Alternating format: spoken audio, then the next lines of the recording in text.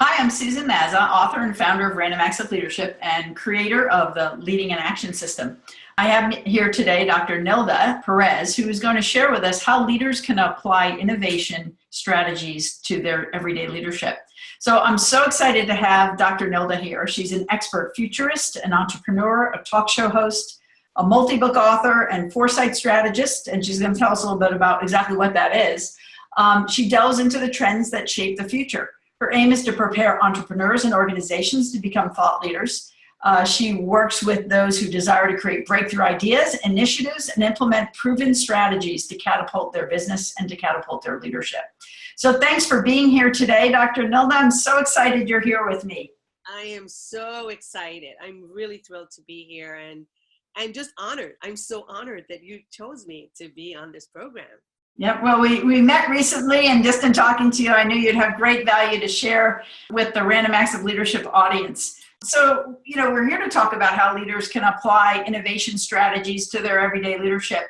But in your bio, I noticed you have an interesting title or an idea of what you do, and that's that you're a foresight strategist and a futurist.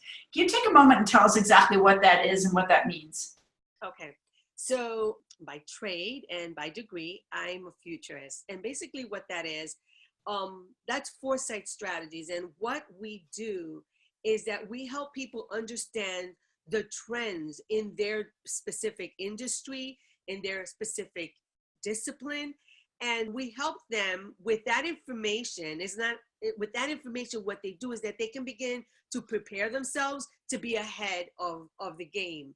So we know the 21st century has changed so much, the way we do business, the way, even in, I remember the way that you used to get a job before. You go to HR and and then you develop a relationship with that HR person, and you left your resume there, and then lo and behold, you'd get an interview.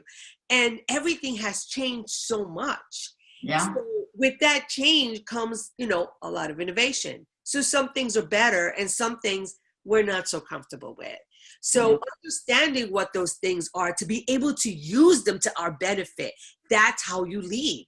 Because people that want to be stuck and want to stay where they were, 10, 15, 20 years ago, they're not malleable, and they're not going to be able to make it in this world that's changing, whether we want to or not. Yeah. I spoke to a gentleman a couple of weeks ago. I was on a business trip, and I had an Uber driver. And I always ask Uber drivers what they do for a living, because many of them don't just drive Ubers. Right. And he said at the time he was just driving an Uber, but he's looking for a job. And he had 35 years of experience as a salesperson selling some very specialized machine equipment, right?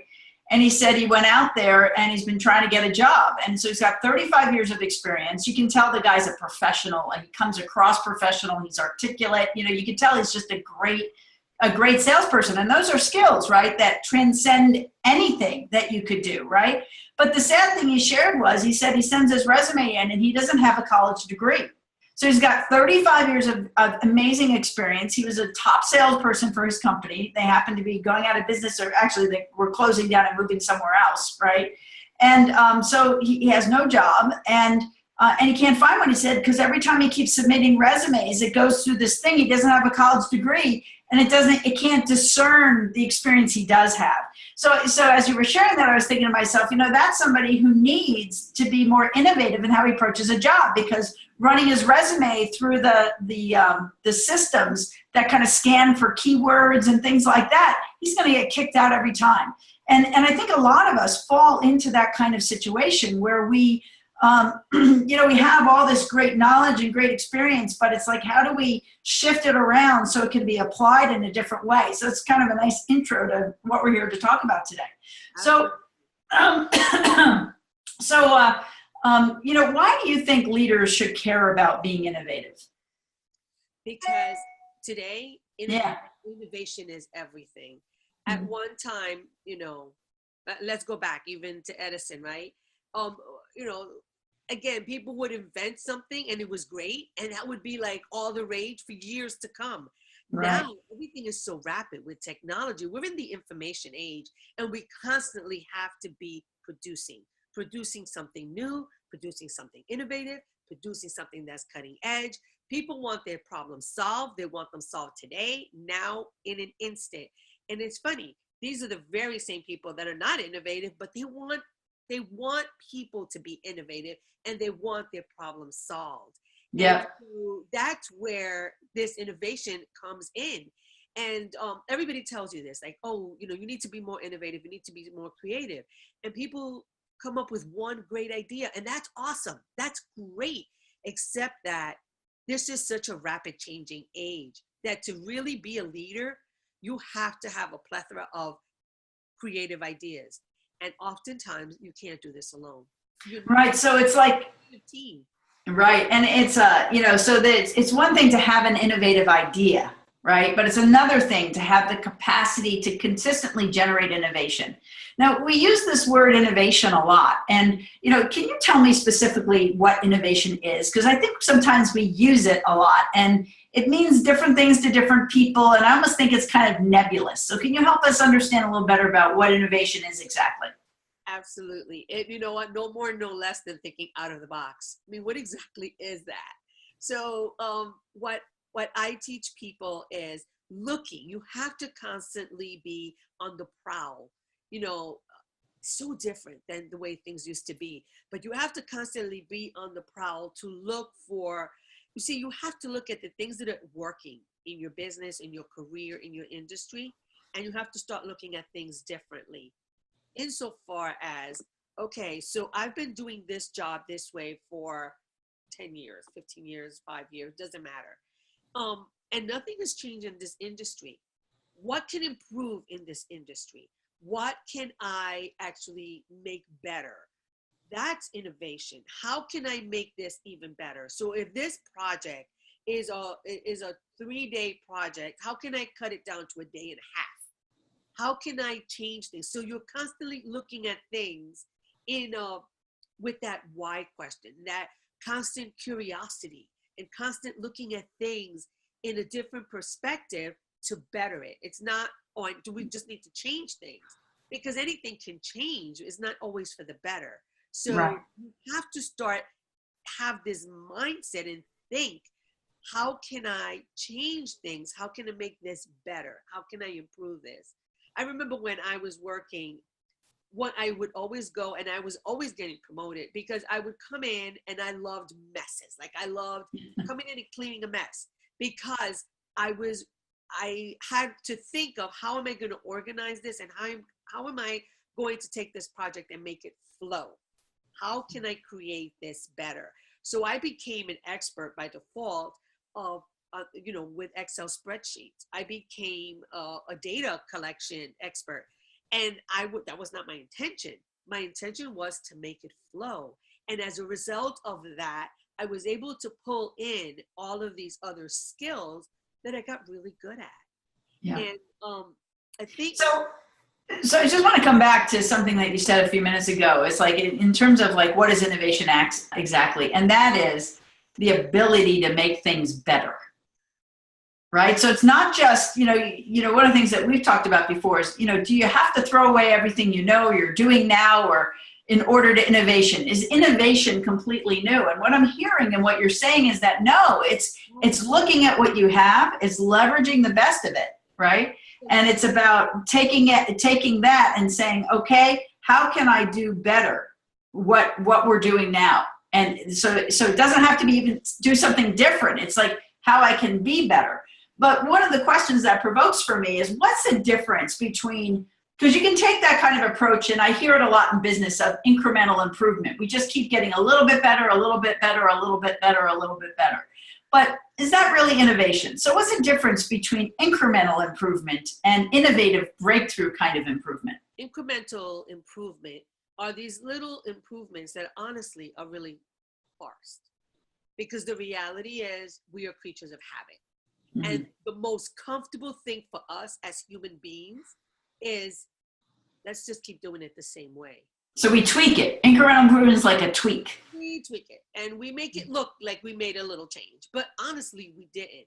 But when you're actually looking for improvement and you're looking to make things better and have a better flow, now that's innovation. Right. you look at every aspect of that industry, every aspect of that discipline. So let me just give you a small example here. So Right.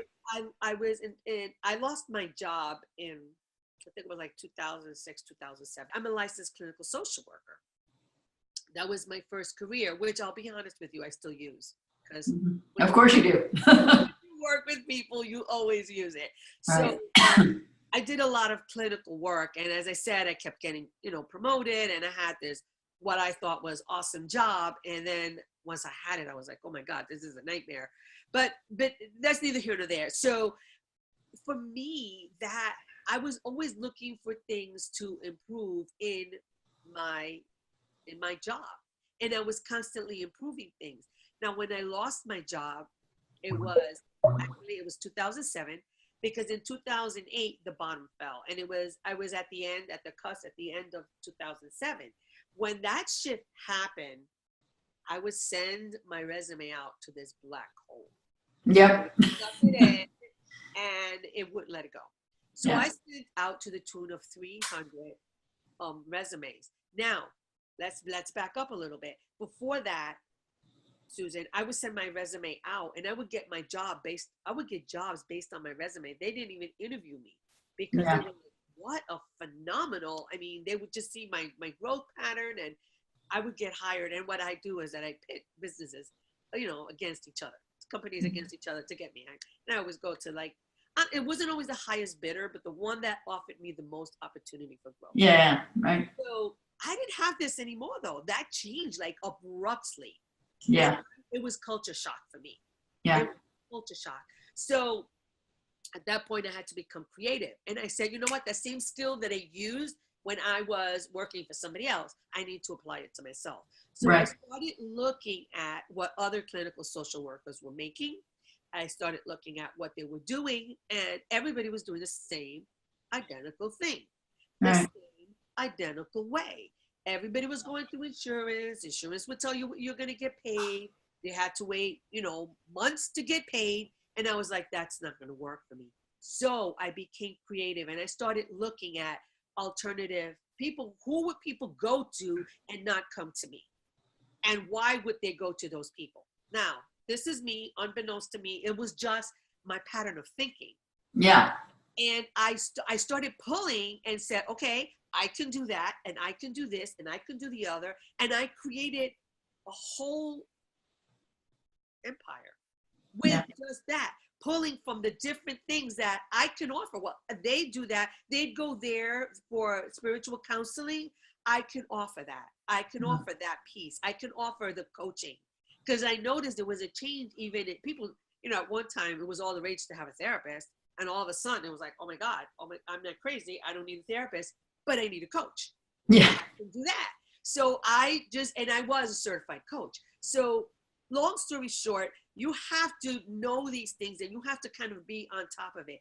And, whether you're running a business, whether you're running a school, a nonprofit organization, it doesn't matter what you're doing, because everything is changing. Yeah. Everything is changing. So that's what cutting edge, that's what innovative is, looking at things that you can apply even from different industries that you can tweak into your industry. Yeah, absolutely. Yeah. So you went at, so that's a great example of getting out of the box. And what's one of the very interesting things that you just said there, and something that I teach my clients, is if you want to get out of the box, you've got to get very clear about the box you're in. And so the process, the essence of the process that you went through was getting clear about what's being done, right? Because it's only when you get clear about what the assumptions are and what that box looks like that you can say, okay, if we, incremental improvement tends to keep us dancing around inside the same box, right? Because the assumptions haven't fundamentally changed, but it's okay, so what's the big audacious goal that I'm going to set for myself that the rules that keep me in the box don't work for anyway? And so essentially, you kind of got thrown out of the box. And then from there, you looked at the box, right? And you said, okay, I'm not going back in the box, right? I'm going to stay out here, and I'm going to figure out a way to put together my services based on what the industry needs. So that's a really brilliant example. So And by the same token, always remember, because what you need to keep in mind, I hear this a lot, whether it's a business owner or an employee. Oh, I don't like doing that. I'm not comfortable with that. I don't like that. And I tell them, you're not selling to yourself. Right. So it doesn't matter what you like. What do people need and want? That's the only thing that matters. That's creative. That's a totally different thought, because just because you have a store, or just because you have a business, or just because you're in an industry doesn't mean people have to buy from you. Yeah. You need to solve their problems. You need to make their life simpler, and you instantly have raving fans.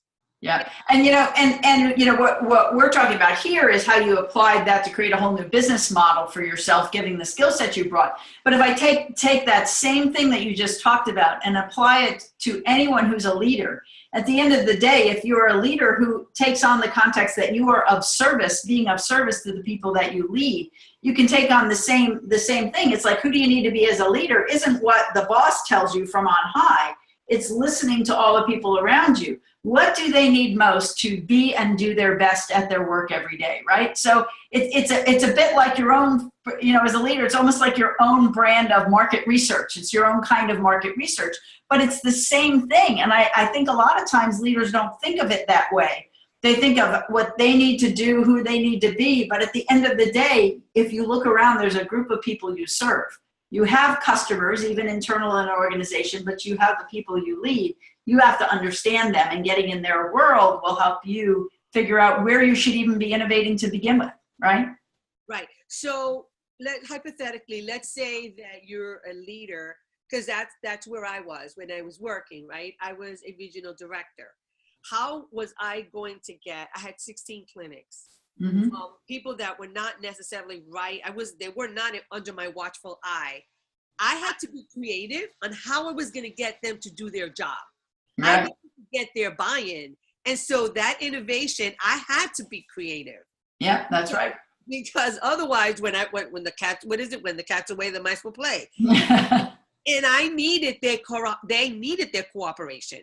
I needed them to collaborate with me to get my job, to get my stats, to get my stuff done. I needed them. So I became creative, and I had to figure out what their needs were.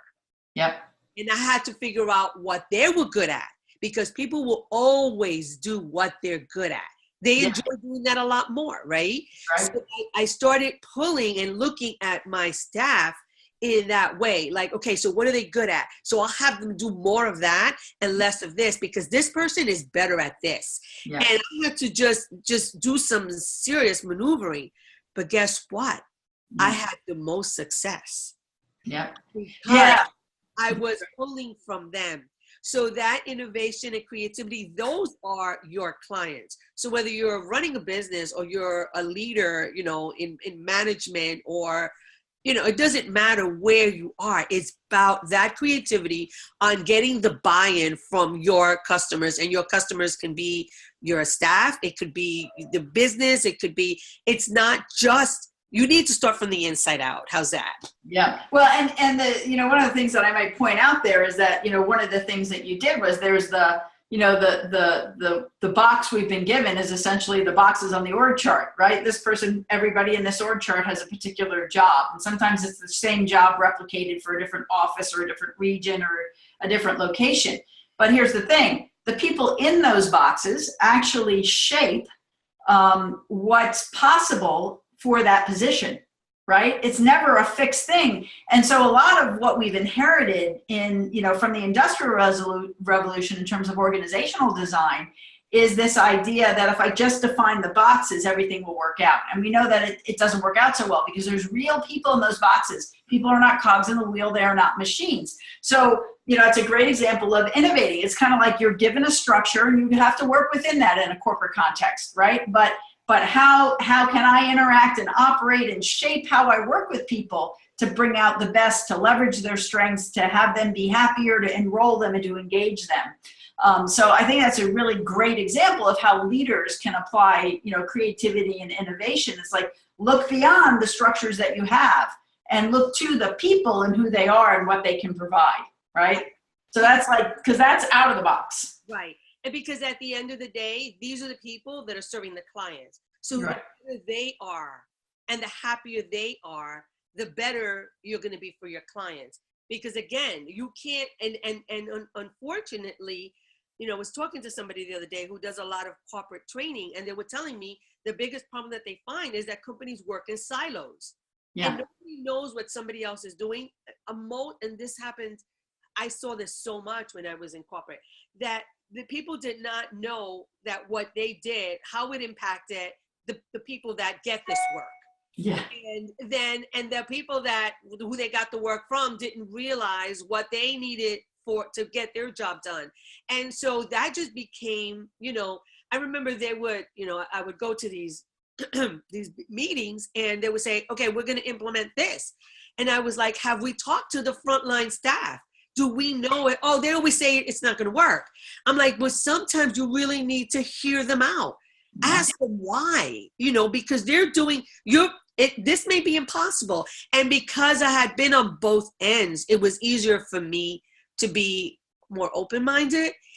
And so I think that's why I operated differently. Because you could take a fresh view of things, and I was a former IT professional before I started doing the leadership development, organizational change work that I do now, and I found exactly what you're talking about. There is this tendency to operate in silos, and there is, and it's natural, and there's also a tendency to think like the ubiquitous right? They will never buy in or whatever, so we just need to go do what we need to do.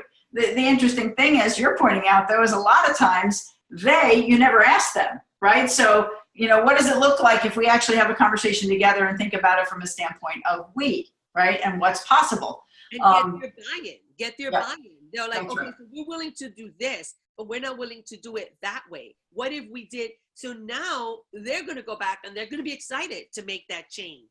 That's right. You see the benefit to them. Because they were included, right? Oh. And so sometimes innovation can even be, so what I'm hearing from innovation in the leadership standpoint is sometimes innovation can really be how you approach engaging with others, like going past the way things have already been done, getting past what you automatically know about the people that you're about to interact with based on the past, right? And saying, okay, like let's put a stake in the ground and say, let's go and do this great thing. Would they be on board with that? How can I take us versus them and turn us into a we? So that's one of the ways and places where you can apply innovation strategies. So the thing I want to go to is, I know you have developed some very specific strategies. Would you be willing to share with us we've been talking about this, some practical examples and things like that, but I want to really get down from the theoretical level down to the ground level here, right? Can you share a specific strategy or two for how a leader can leverage innovation in their everyday work? Absolutely. I'm going to share 3. How about that? Wow. 3. Awesome. Well, the first one is know the trends in your industry. Understand your industry inside out. Mm-hmm. Understand your industry. Understand your discipline. Mm-hmm. So if you're in healthcare and you're a nurse in healthcare, understand not only the direction that healthcare will be going, but understand the direction that nursing is going. Right. So understand that inside out, because that's what's going to help you start positioning. The second one is always. Can I come back to that one for a minute? Sure. So one of the things I hear, and I have a client who works for a governmental agency, and her expertise is in systems engineering. And I can think of an example of what changed for her was when she started going to conferences. So like one very specific way that you can get connected with things in your industry is find your way to an industry level conference. What are some of the other ways and sources of that industry direction information out there? Okay, so let's take one tiny step back. How about presenting in those conferences? How about that? And if you have something that's creative enough, you can be a presenter in one of those conferences. Now, wouldn't that change your position? Yeah, right. Good. So go and think about, what do I have to present to the conference? And then you go there, you connect, you learn. So What do I have to bring? I love that. Good. You can, and you can still benefit of the whole conference, and you don't have to pay for it. All right. So, Okay. So that's the first one. What's the second one? So the second one is always ask that why question. Always look at your industry and look at your business with that question of why. Why are we doing things this way? How can we improve it? So you always have to have assumptions. You always have to anticipate. You always have to ask that why question. Why is this way? Why? How can this improve? How can I make this better for myself? How can I make this better for customers, clients, my staff, whoever? Yeah. So always get underneath, like, why are we doing it this way? Why are we even doing this? Right? Whatever this happens to be. And how can we improve this? Yeah. So never just, we're so, we come from that industry, right? That industrial world where there was conveyor belt and we just do things, stamps, every day, the same thing. I mean, oftentimes, Susan, and I know you know this you could go to work and not even remember what you did all day, and you were productive because you did what you were supposed to do, but you're not creating. And the reality is that human beings were made to create, but we really don't. Right. That's what's so asking the question why is a way to kind of get us into that creative spirit. Right. Yeah. Exactly. Very good. Cool. All right. What's the third? So the third is look for problems to solve. Always look for problems to solve. You know what? Your customers, your staff, people are always telling you where the problems are, but we oftentimes don't pay attention. So look at problems that you can solve and look at how you can make your customers, if you're in leadership, your staff, how can you make things better? And you always have to be looking for those problems. If you're not looking for the problems to solve, because people look at problems as a negative thing, but problems actually present opportunities. You have the opportunity to solve something. That's excellent. And problems have this negative connotation, and I've learned how to embrace problems because problems are actually opportunities to solve, to make things better. Yeah. And if they're not there to make things better, they're there to alert you about possible threats. Yeah. Now, can I ask you some questions about this whole problem-solving thing, right? So, do you find, though, sometimes that people solve the wrong problem? I find that people become disengaged, disgruntled, and really don't solve the problem. They become angry at the problem, and we're not taught to solve them. We're taught to be upset and be angry and say, oh, this is so frustrating, and it's quite the opposite. That's what I have found. And I've been in leadership. I was in leadership for so many years, and that's what I found, that people will be angry and that problems have that really negative connotation. A problem, and I've worked with people who say, don't bring me problems, just bring me the solution. Yeah, I hate that. You know what? Sometimes we need to brainstorm this problem. Yeah. And so that's a great opportunity for us to bring it together. So when people would come to me and say, listen, I have a problem with this, I said, okay, so let's sit and let's try to figure out, are you the only one with this problem? No. Okay, so let's pull these other 2 or 3 people that have this problem, and let's see how we can brainstorm to make this better. Yeah, well, sometimes the problems that, you focus on are actually give people access to being a hero, because they keep saving people from the problem, right? So they become the hero, and they want to let go of that because they've become the problems that they see. They don't want somebody else to help them solve the problem because they want to be the hero. So that's some of the things that I see. But I also see sometimes that people get too narrow in what is really the problem here. Like they get too, like they try and dig in and, and they solve this problem over here, and then it creates this problem over here. And so I'm wondering, from a creativity and an innovation standpoint, how do you get past those surface level, I'll call them, there's a difference between the symptom and the problem, right? And so a lot of times what we see and we think are the problems on the surface are actually just symptoms of the underlying core issue. And what are some ways to think creatively to access the core issue and get past all those little symptoms that may masquerade as the real problem? Well, again, it's all about brainstorming, because when you talk things out, you'll be surprised what people tell you. So I think in that brainstorming session, that's what it's about. It's about, let's hash this thing out. So, and you delve deeper. By telling somebody you don't want to hear the problem, you just want to hear the solution. Well, clearly, if there's still a problem, it's because they haven't figured out how to solve it.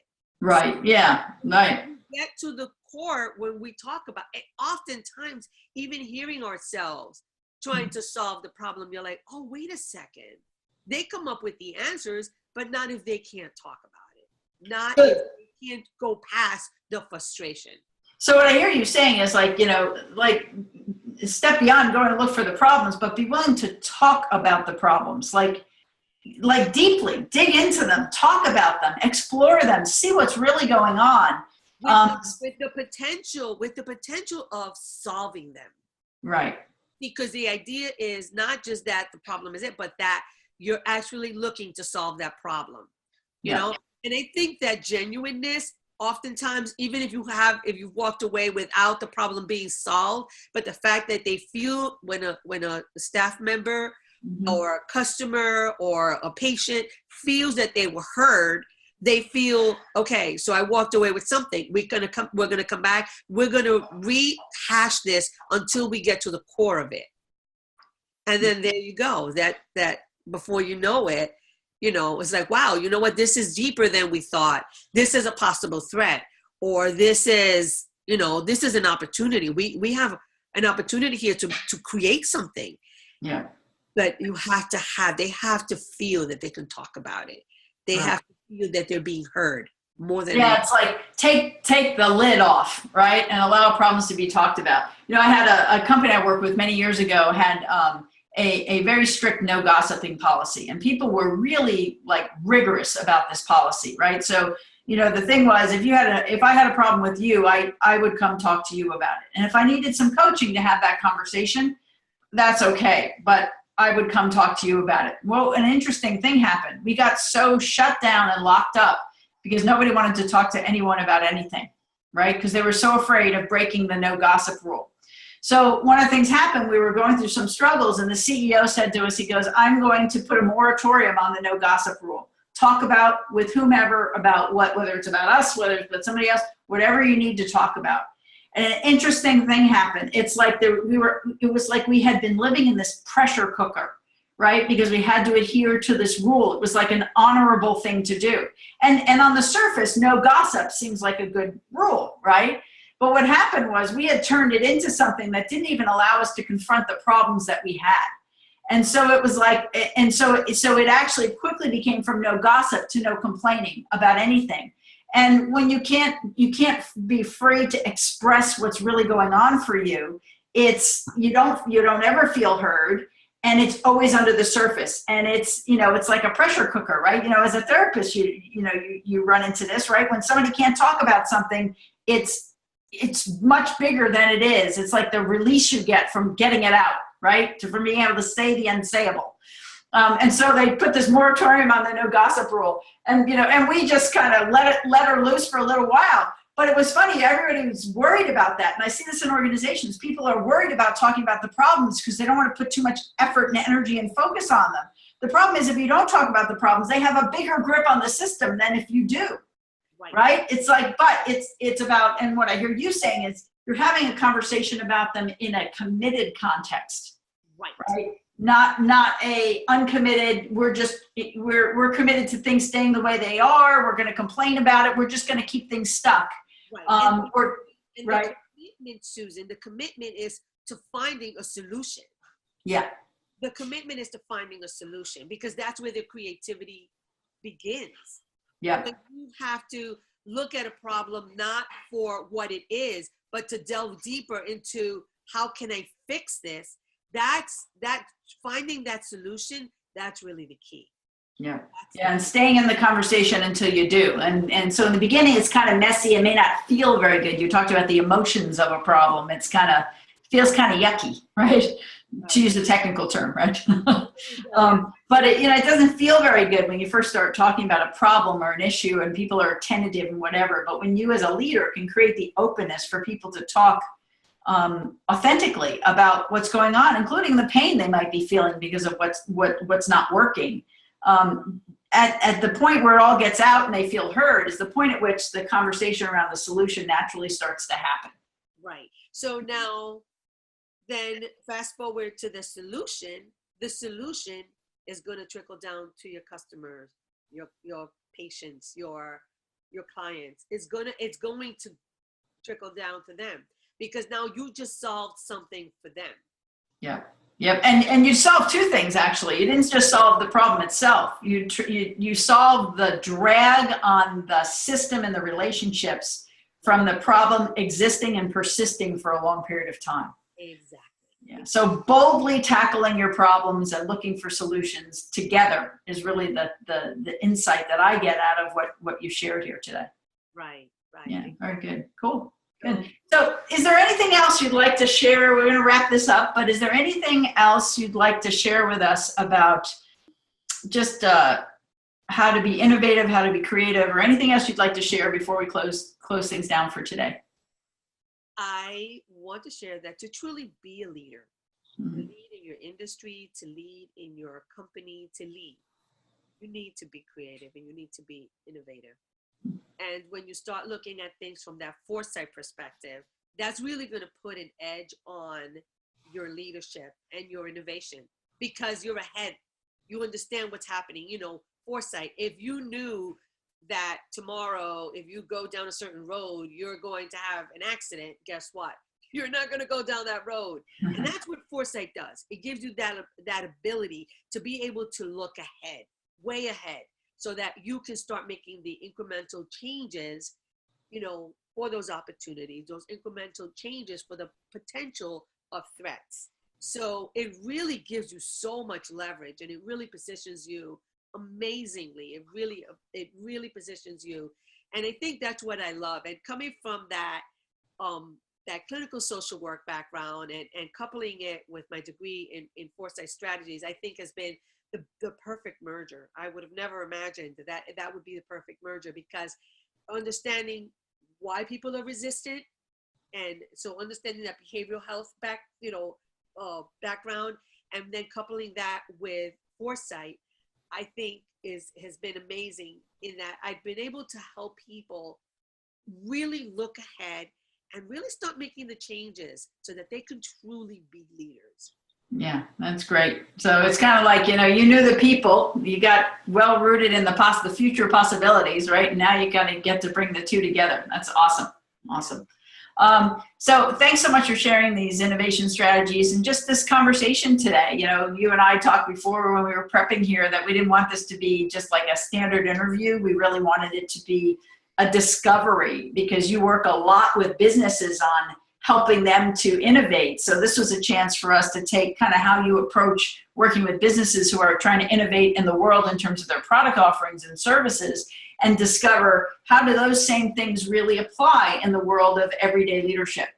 So it's been really a great exploration. Thank you for doing this with me today. If you'd like to learn more about Dr. Nilda, please click on the link below. I want to say thanks again. Signing off, this is Susan Mazza from Random Acts of Leadership and the Leading in Action System. Thank you.